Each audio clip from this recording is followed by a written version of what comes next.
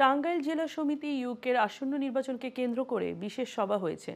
সভায় সমিতির নেতৃবৃন্দ, উপদেষ্টা মণ্ডলী ও সাধারণ সদস্যরা উপস্থিত ছিলেন। জাহাঙ্গীর আলম শিকদারের রিপোর্টে দেখুন বিস্তারিত। টাঙ্গাইল জেলা সমিতি ইউকের নির্বাচন কমিশন গঠন উপলক্ষে 15 জন রবিবার সন্ধ্যায় এক বিশেষ সভা অনুষ্ঠিত হয়।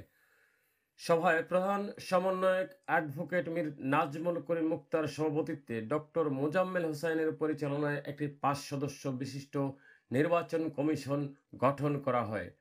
প্রধান নির্বাচন কমিশনার মির্জা রফিকুল ইসলাম এবং সহকারী নির্বাচন কমিশনার ইসহাক মিয়া, আব্দুল গফুর রাহাত, ডক্টর মোজাম্মেল হোসাইন, সেলিম খান।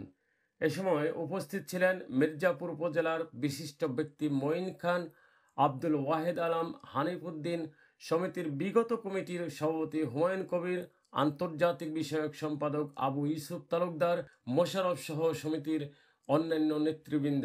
সভায় প্রধান সমন্বয়ক সমিতি থেকে বেরিয়ে যাওয়া একটি খণ্ডিত অংশের গঠনতান্ত্রিক নিয়ম বহির্ভূত কার্যকলাপের সমালোচনা করে বলেন, তারা পূর্ব পরিকল্পিতভাবে সমিতিতে বিভাজন সৃষ্টি করেছে, যা অনাকাঙ্ক্ষিত ও অনভিপ্রেত।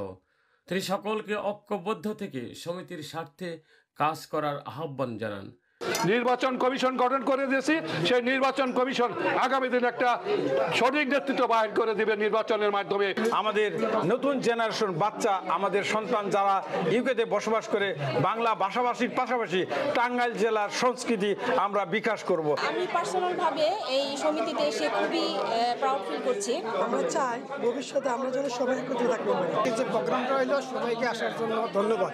বিপুল সংখ্যক টাঙ্গাইলবাসীর উপস্থিতিতে ডিনার পরিবেশন এবং অসমাপ্ত কথাগুলো শেষ করে সবার সমাপ্তি হয়। Jahangir Alam Shikdar, Ion TV news, London.